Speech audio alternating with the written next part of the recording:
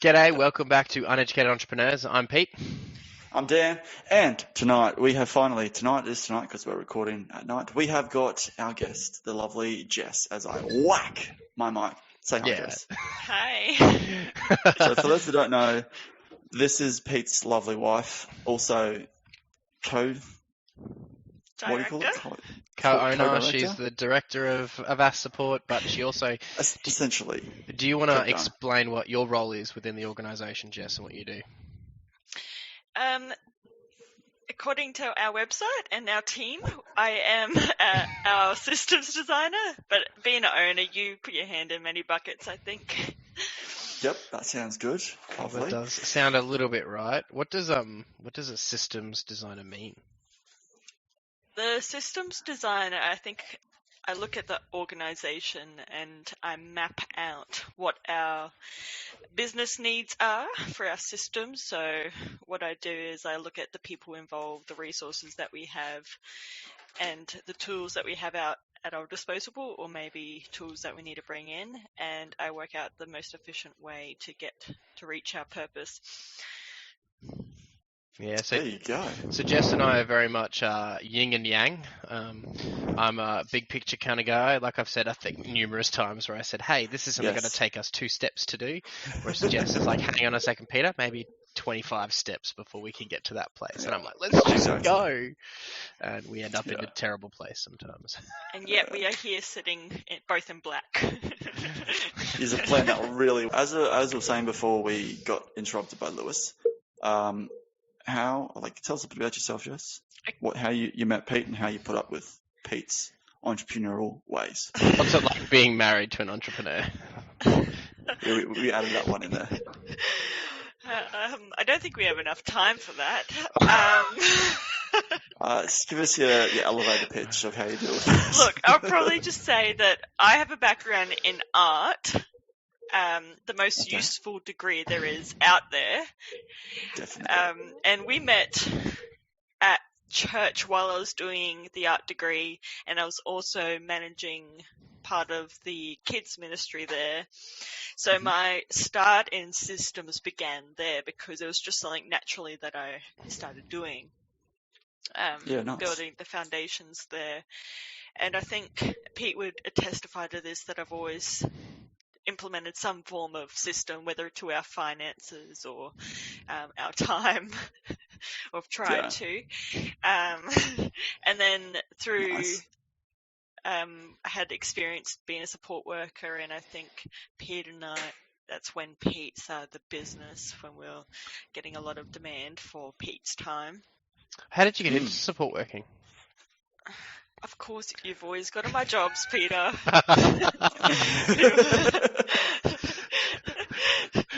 Ever since I met you.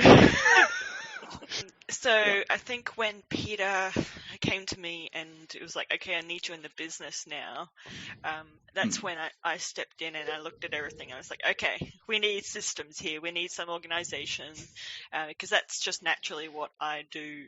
I'm a systems thinker. I learnt critical thinking from my art degree, so I can look at something objectively and I can pull something out and say, does this add value?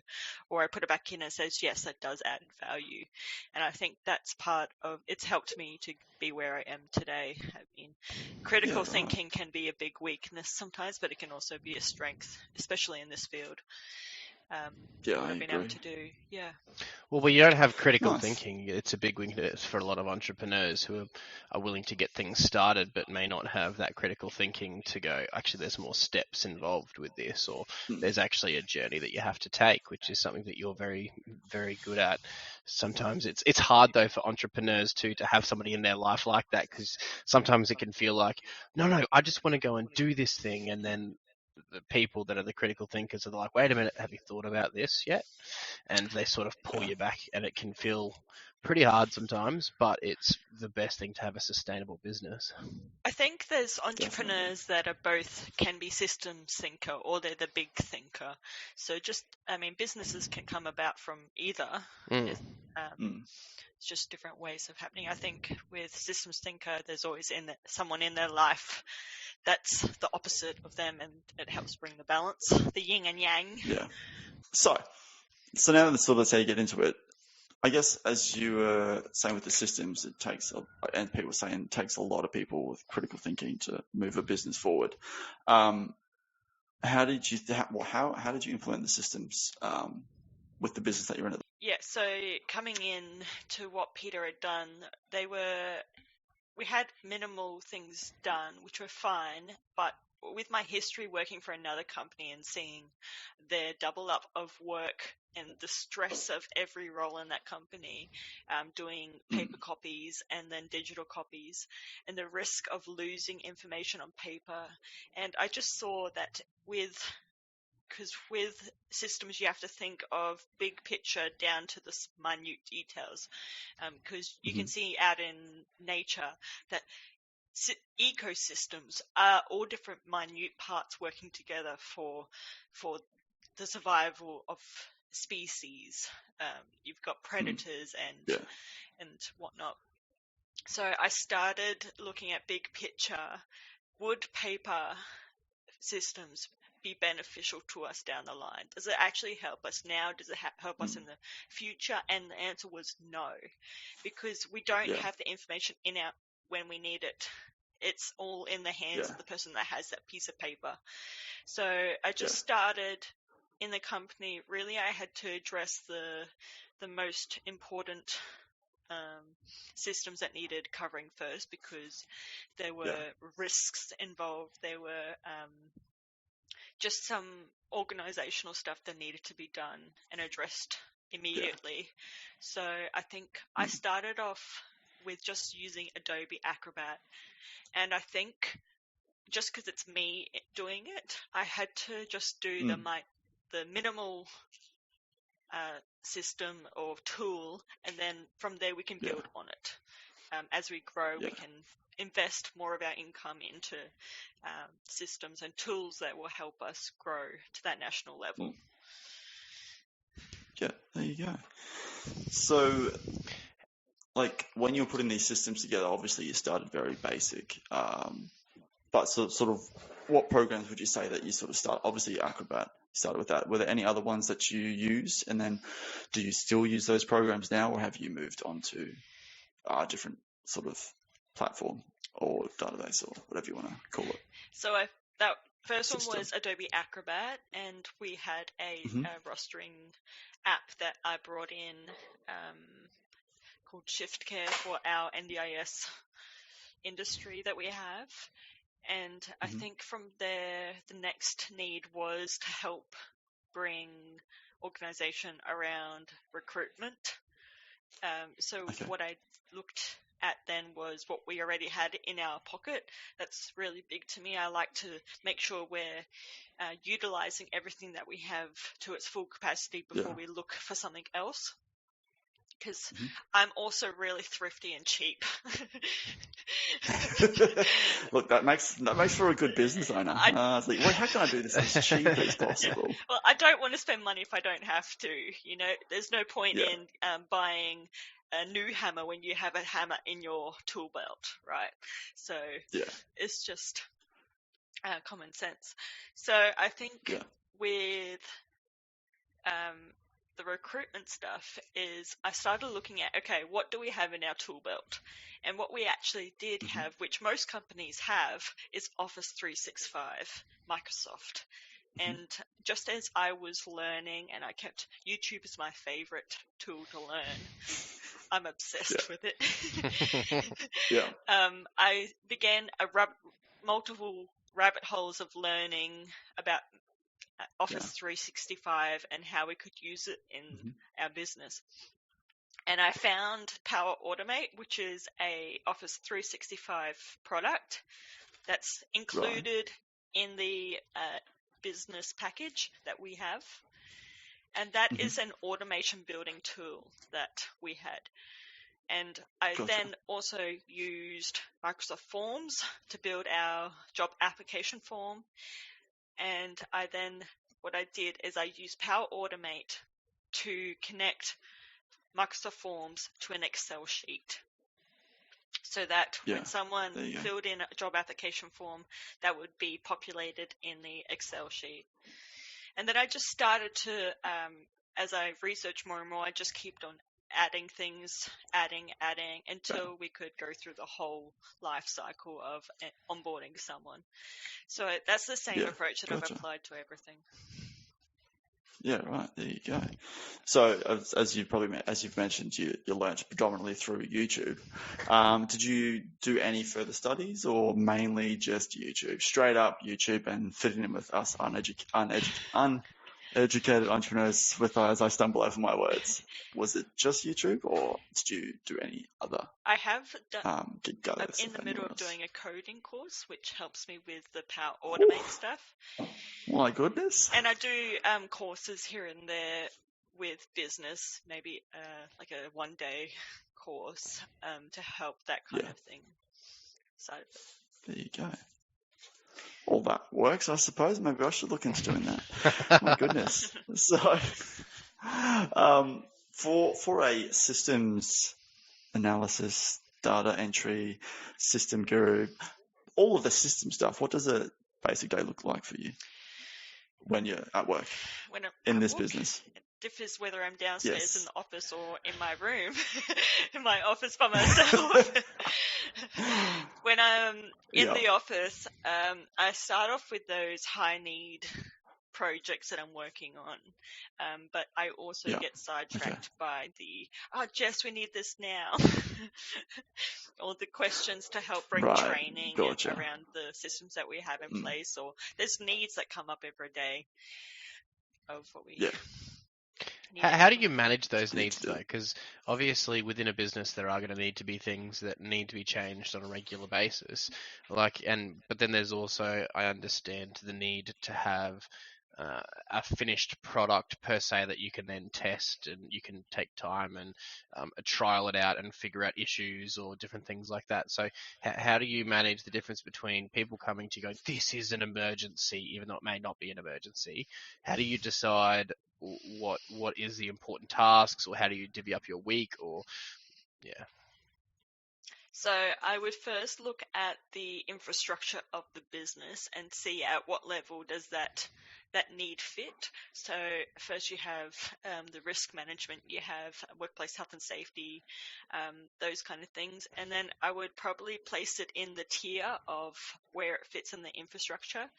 Then I would look at who it involves, or who, if it were created, who would it benefit? And if it's one person, then it's probably way lower down on the scale. But if it's a team, then it gets brought up into priority. And then I think I would be looking at, okay, what is the need? Do we have something that can cover that for now? Or is it something entirely new? Is it just being able to cover by an improvement to an existing system? And then I think also that comes into play is, what am I working on now? Is that more of a priority, or is this more a priority? So I think all those things come into play. Can I ask, what is it that you're working on now? Like, can you give us a bit of... I was literally about to ask. Insight. He said this big project. I'm like, what big project are you working on? One of the projects that she's working on, which I find really interesting, is one of the systems she's designing is almost like a score for how much attention is required for participants for our facilitators to determine when they're at capacity. So coming up with a number or an actual measurable tool to go, okay, this facilitator who manages particular clients, they can no longer take any more participants on, and we need to find another facilitator to take on that role. But I don't know if that's what she's working on right now. No. Like, no, you're so right. That's in the pipeline, definitely. Okay. What's the one you're currently working on then? Right now, what I'm doing is I've identified that our incident management system is not being effective. So I'm redoing that to make sure that it has been taken care of from start to the end of an incident report's life cycle, to make sure that we're compliant in that. That's what I've been working on. It's been a big project that has needed quite a lot of tweaks in my power automating world.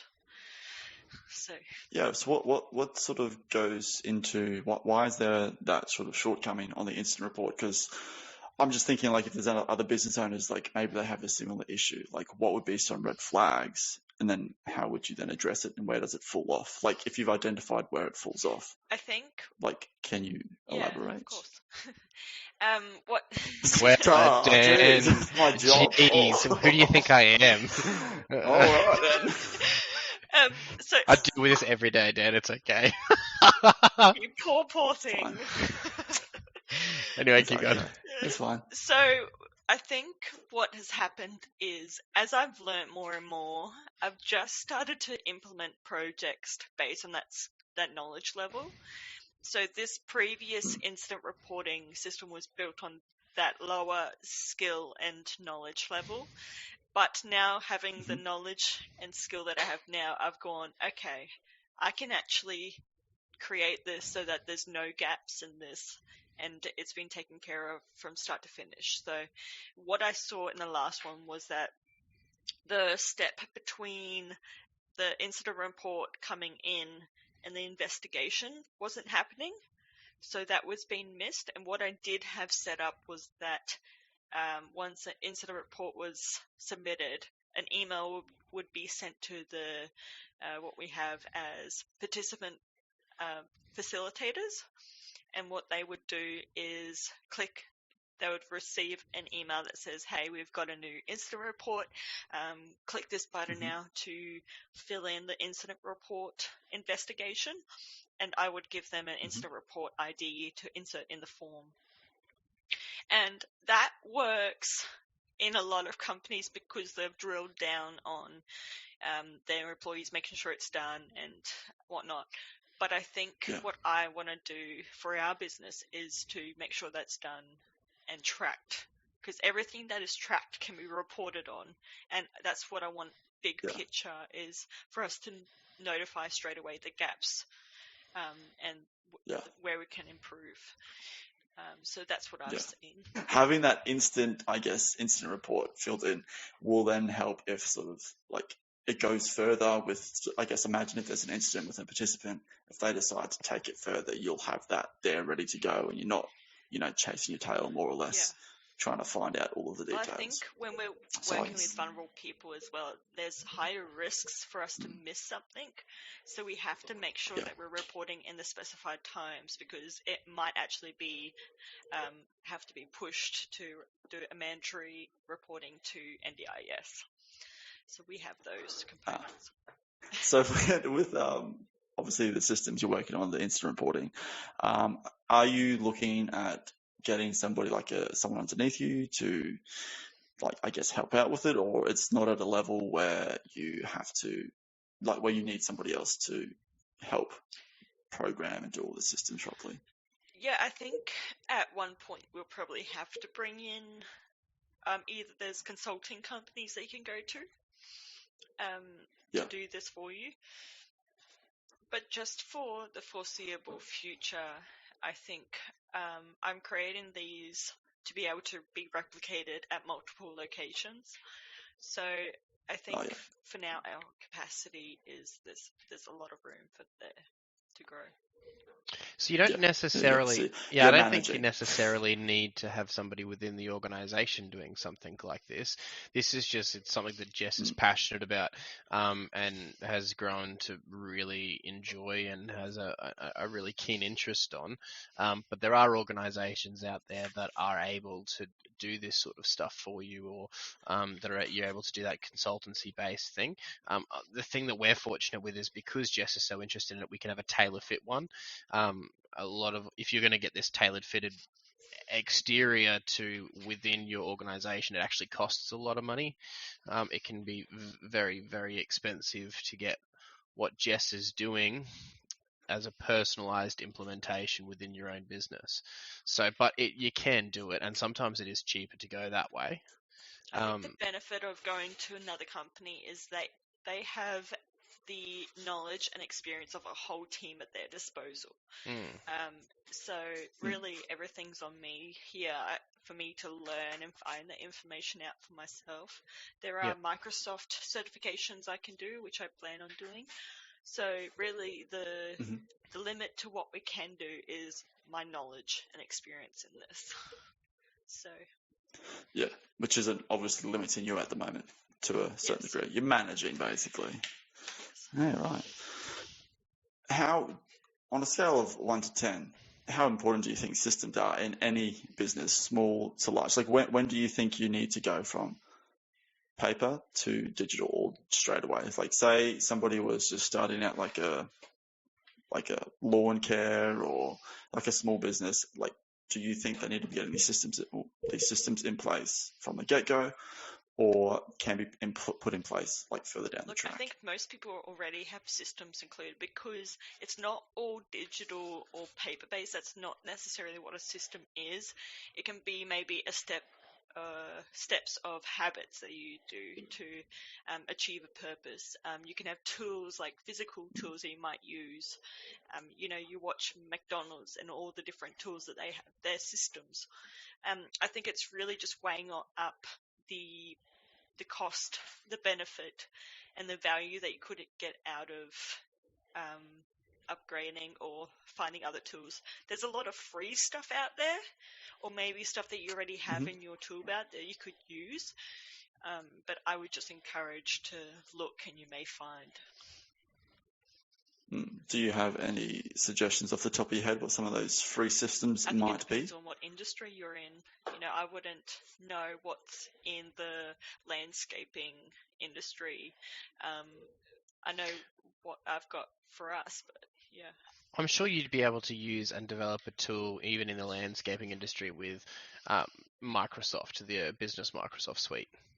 Yeah, no, That I most think people already have, and because they'll use business Microsoft they might use Excel spreadsheets, or they might use that for quoting or different things like that. I'm sure that there would be a system that you'd be able to design using something as basic as that. yeah, no, I think Microsoft is definitely one that you should look at because most people already have it in some capacity. There are Microsoft Forms that are really great. I've been able to create things where we can start off from a form and then a PDF is created, maybe a contract that we've done. So maybe that's creating quotes, or I know there's also integrations with Xero that might be helpful.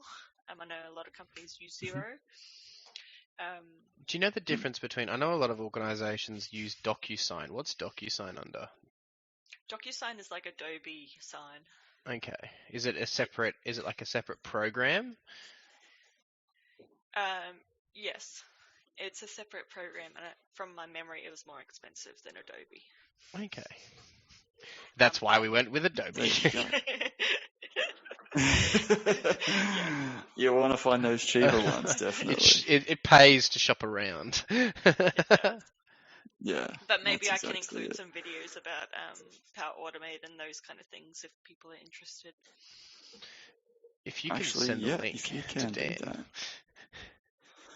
So Jess will send me links. So those links will be down below. What do some of those links incorporate? Like a 30 seconds recap, So basically, of your favorite YouTube videos. What I'll include is just some introductory videos about what Microsoft 365 can do for your business, and then Power Automate, because I know a lot of people haven't heard about it. So just maybe a introductory on that.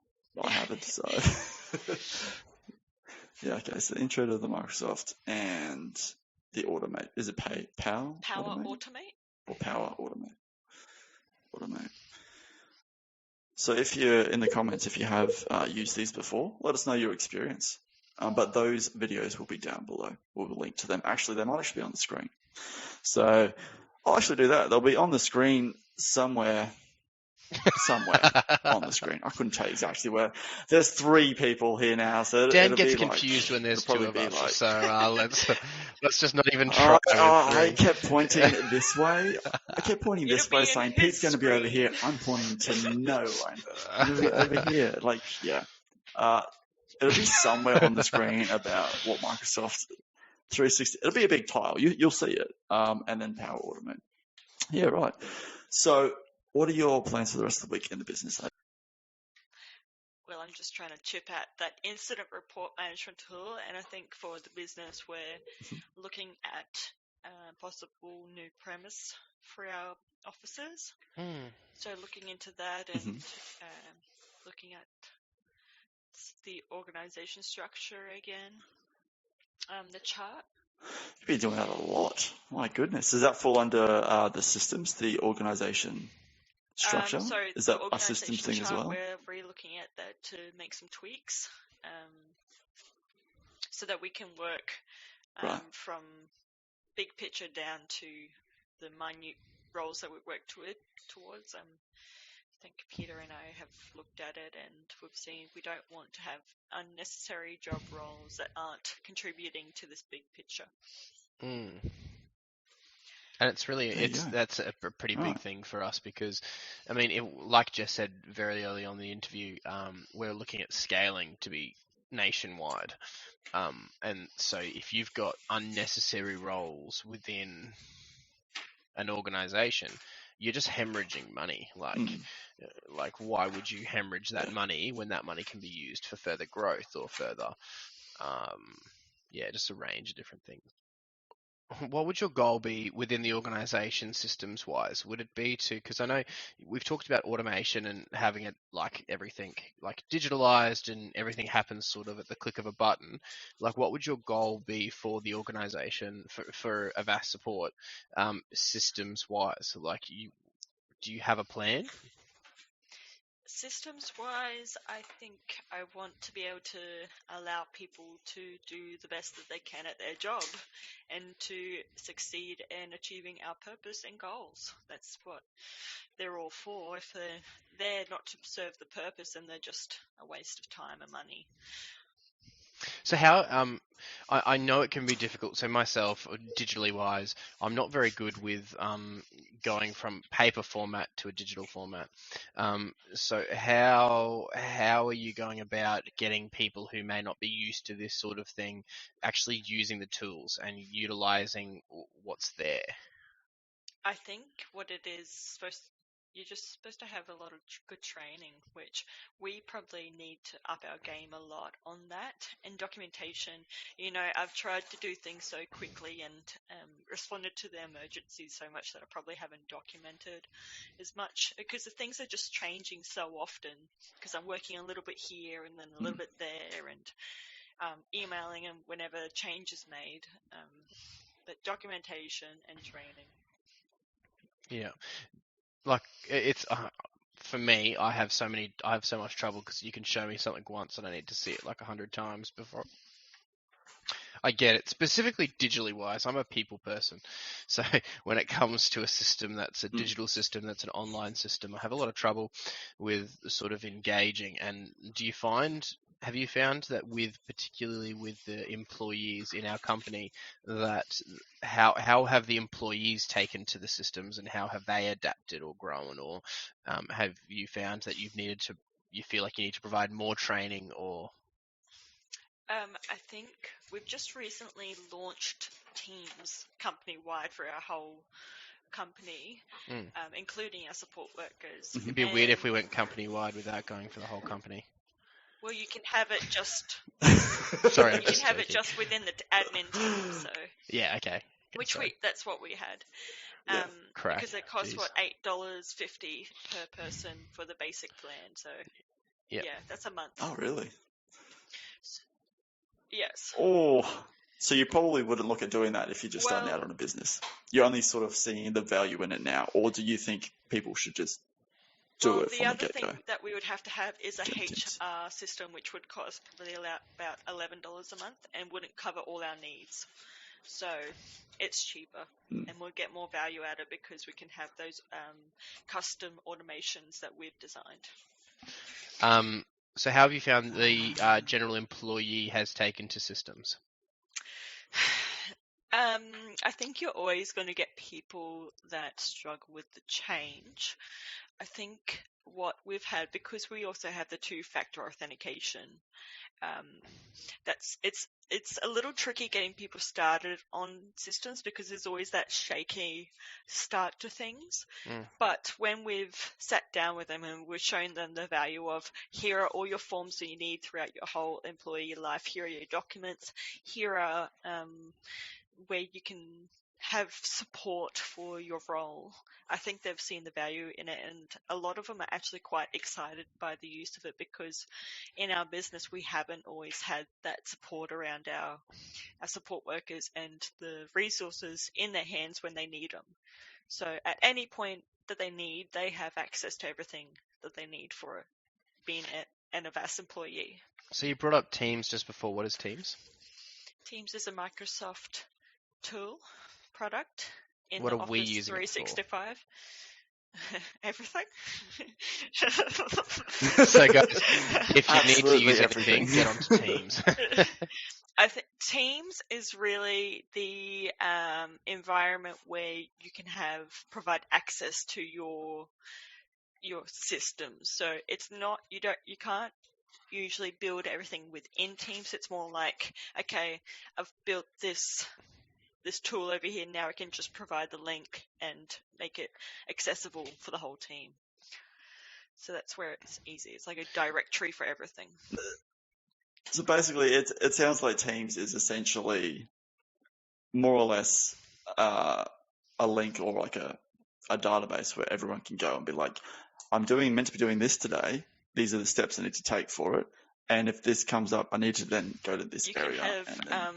So within Teams, you can have apps that are really great. You can have apps that are exterior from Microsoft, or you can have the Microsoft apps within it. So you can have tasks, you can have Microsoft lists, PowerPoint, Word.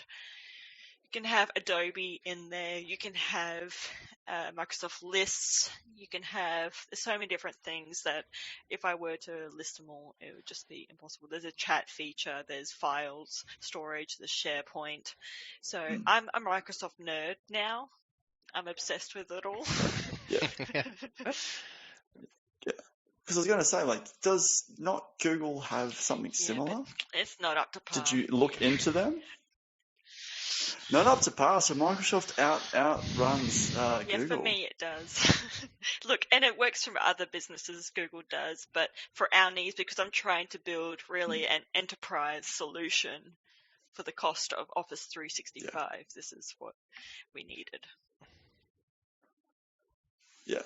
And so you're just essentially finding the tools, as you've said earlier, required that you think, well, this is what we need to do, this is going to, excel our performance right into the future tenfold. You're not, and then you're looking at doing some coding. Well, with Power Automate, there are templates that you can do with it, but when you start getting into the nitty-gritty of it, it requires some coding knowledge. So it's not for everyone to do, but it is great if you want to look into it, because there's YouTube videos out there of how to learn everything, and that's how I've learnt. So it's accessible to everyone. Yeah. So before we wrap things up, when it came to integrating your systems into your business, I'm just like, words work for me. When it came to integrating the systems, was there any kickbacks, and how did you deal with that? And if there wasn't any, what did you think of any ways that you'd be able to, I guess, overcome any complaints, or like people start, like the older generation being like, why do we need to use this? Because it doesn't make sense. Like, how have you dealt with those issues? / do you have any ideas of how you would deal with it if they did come up? So there's probably two different types of complaints. There's the complaints where I'm just complaining for the sake of complaining.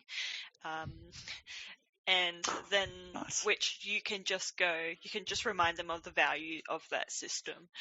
And then the second is, there's legitimate need here. I can look into it, and maybe there's more training that I need to provide, or maybe there's a need that's just been identified through this complaint. Well, the first one specifically, you can say, well, it's your job, so use it. You're paid to do it, so do it. I feel like that doesn't solve the problems. It's obviously an issue.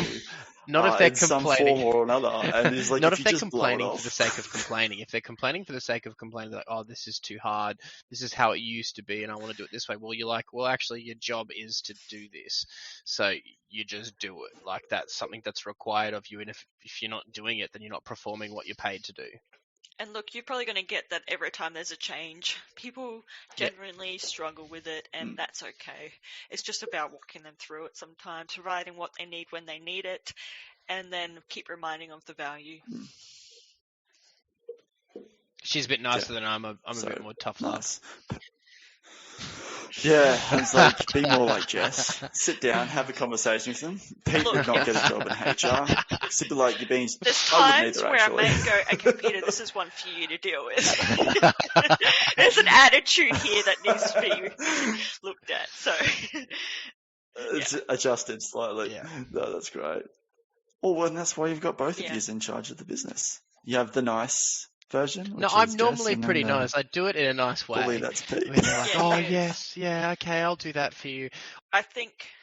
Sorry, I'll just add on to that. There is a benefit to having both Peter and I in that scenario because it takes a team to help bring change in. And I think when you start with, you've got the training, you've got the documentation ready, and you release it to your admin team, then they can be informed for helping those people that they're supervising to help manage that change as well. So it's a team effort, changes. Yeah. Right. So to briefly recap, we've obviously had Jess on, which has been great. I talked about how she got into systems.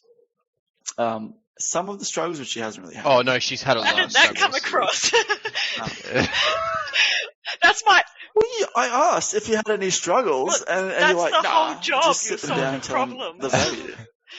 And I'm working with my knowledge and experience. And understand when one little thing goes wrong. So if someone goes, hey, I want to add this to a specific system, there's actually a whole heap of background stuff that has to happen with that. So. My recap did not work. So there's been struggles. How did you overcome it? I thought I covered that question. I didn't, obviously. Oh, this is funny as. Study. She went and learnt more. Yeah. So she has had issues. I always have issues. And she overcame them by research.